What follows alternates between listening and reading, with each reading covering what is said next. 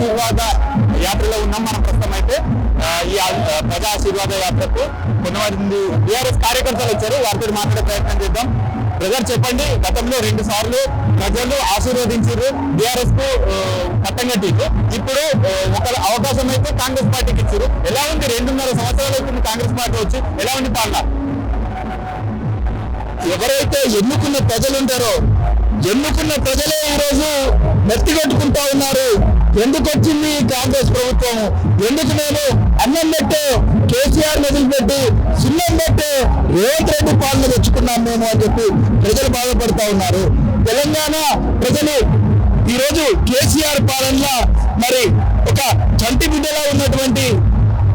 బిడ్డలాగా పెంచుకున్నటువంటి తెలంగాణను ఈరోజు తను నోరు తెరిస్తే చాలు లావులా తొండలు దొర కొడతా. మరి ఇంతకుముందు తొండలకి ఇట్లా పట్టుకునేటోడు కావచ్చు రేవంత్ రెడ్డి. నోరు తెరిస్తే చాలు లావులా తొండలు దొర కొడతా. ఈ భాష ఎందుకు ముఖ్యమంత్రి స్థాయి భాష అనేది? ఈరోజు రేవంత్ రెడ్డి ఇంకా కూడా నేను ముఖ్యమంత్రి అనుకుంటలేడు. ఎందుకంటే మంత్రులు గౌరవిస్తలేరు, హీరోలు గౌరవిస్తలేరు, హీరోయిన్లు గౌరవిస్తలేరు. ఆయన తోటి ఎమ్మెల్యేలు కూడా ఎవరు కూడా ఈరోజు ముఖ్యమంత్రి మరి ఆ ముఖ్యమంత్రి స్థాయిని ముఖ్యమంత్రి గౌరవిస్తలేరు. మొన్నటికి మొన్న గద్దర్ అవార్డ్స్ కు రేవంత్ రెడ్డి గారు సీఎం హోదాలో పోతే ఒక్కరు కూడా లేచి నిలవలేని పరిస్థితి. ఆయన చూసి ఆయనకైనా నవ్వుకొని ఆయనకైనా సపరేట్ చూస్తున్నాడు. ఈరోజు ముఖ్యమంత్రి స్థాయి అనేది ఇప్పటికి కూడా రేవంత్ రెడ్డికి సీఎం అయినా కూడా ఆ స్థాయి వస్తలేదు, ఆ సోయి వస్తలేదు. తనకు ప్రతిసారి తనకున్నటువంటి తన చుట్టుపక్కల ఆ సెక్యూరిటీ గార్డులను చూసుకొని ఆ సెక్యూరిటీని చూసుకొని అయ్యో నేనే కదా ఇప్పుడు ముఖ్యమంత్రిని, మరి నేను ఎవరిని తిట్టద్దు కదా. ఈరోజు పాలన సరిగ్గా లేదంటాడు. ఎవరి పాలన సరిగ్గా లేదు? అయినలే కదా పాలన. ఈరోజు కేసీఆర్ గారికి పోటాపోటీగా కాటారంలో మీటింగ్ పెట్టిండు. ఈరోజు 2వ విడత రైతు ఇప్పుడు కేసీఆర్ గారు ఒక్కసారి బయటకు అంటే బహిరంగ సభ కోసం ఒక్కసారి బయటకు రాగానే రైతు బంధు 2వ విడత అంటారు.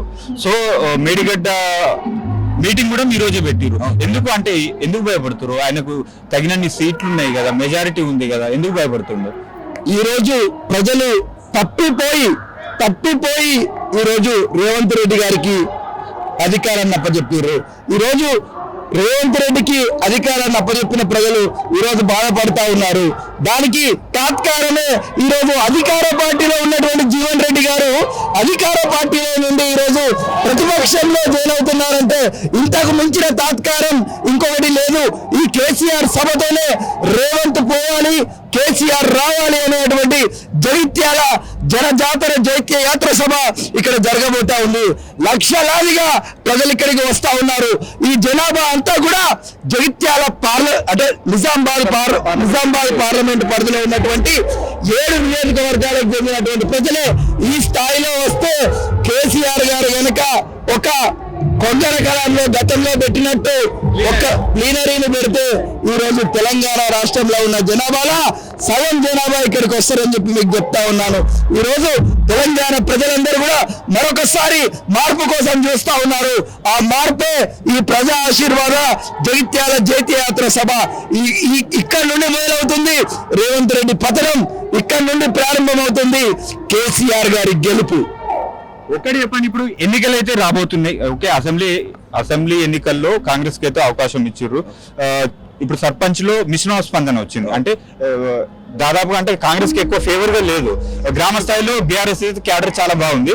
సో ఇప్పుడు ఎంపీటీసీ జెడ్పీటీసీ ఎలక్షన్స్ రాబోతున్నాయి, జిహెచ్ఎంసీ ఎలక్షన్స్ రాబోతున్నాయి. అక్కడ హైదరాబాద్ లో చూసుకున్నాం, మొత్తం కులగొట్టుకుంటూ పోతుండ్రు. గాంధీ కారిడార్ పేరు చెప్పి 1000 కోట్ల నిధులు పెడతాడట. మూసి ప్రక్షాళన పేరుతోటి పేదల ఇల్లు కులగొడుతున్న పరిస్థితులు చూస్తున్నాం. ఎలా చూస్తారు మరి? అంటే ఈ ఎఫెక్ట్ కంపల్సరీ ఉంటున్నారా? ఈరోజు గాంధీ పేరు మీద ఏదైతే కడతా అంటున్నాడో గాంధీ గారి మనవలపాన్ని ఒప్పుకోవట్లేదు. గాంధీ గారి ఆశయాలంటే నిర్మించడం, గాంధీ గారి ఆశయాలంటే కూడగొట్టడం కాదు. మీరు కుదిరితే ఒక కుటుంబానికి ఆశ్రయాన్ని కల్పించు కానీ నిరాశ్రయాలను ఎవరిని చేయకు అని చెప్పేది మన గాంధీ సిద్ధాంతం. ఈయన చెప్పేది గాంధీ సిద్ధాంతం, ఈయన విధానం గాడ్సే విధానం. గాంధీ పేరు చెప్తాడు, గాడ్సే విధానాలు పాటిస్తాడు. ఈరోజు నిర్మించడం గాంధీ విధానం అయితే నువ్వు ఎందుకు కూడగొడతా ఉన్నావు? ఈరోజు ఒక హైడ్రా పేరు మీద నీ యొక్క సైకోయిజాన్ని ఈ తెలంగాణ ప్రజల మీద పెడతా ఉన్నావు, అన్నిటినీ కూడగొడతా ఉన్నావు. నువ్వు ప్రజాపాలన అని చెప్పి ఒక దుష్టుడి పాలనను ఈ తెలంగాణ ప్రజలకు చూపిస్తా ఉన్నావు. ఈ రోజు నువ్వు ఇచ్చినటువంటి ఏదైతే జనాభా రిపోర్ట్ ఇచ్చినావో, ఈ రోజు ఈ రాష్ట్రంలో ఉన్న జనాభాను 46% బీసీలు అని చూపించినావు. అది కూడా తప్పుడు తలకడగా ఉంది. నువ్వు చెప్పింది ప్రతి ఒక్కరికి తప్పే, నువ్వు చేసే ప్రతి విధానం తప్పే, నీ ప్రతి మాట తప్పే, నీ ప్రతి విధానం తప్పే. ఈ రోజు తెలంగాణ రాష్ట్రాన్ని వెనుకకు నెట్టేస్తున్నావు. నువ్వు ఈ రోజు నువ్వు పక్క రాష్ట్రాలను అభివృద్ధి చేయాలనుకుంటున్నావు. కాంగ్రెస్ పాలన అధోగతి పాలైంది. కాంగ్రెస్ పాలన పాత రోజులు ఇందిరమ్మ పాలన అని చెప్పి నువ్వు ప్రజలు నష్టపోయే పాలన చేస్తా ఉన్నావు. ప్రజలు నష్టపోతా ఉన్నారు, ప్రజలు బాధపడతా ఉన్నారు. కేసీఆర్ గారు ఆ హెలికాప్టర్ లో ఈ రోజు ఈ సభకు రాబోతా ఉన్నారు. ఈ హెలికాప్టర్ లో రాబోతా ఉన్నాడు.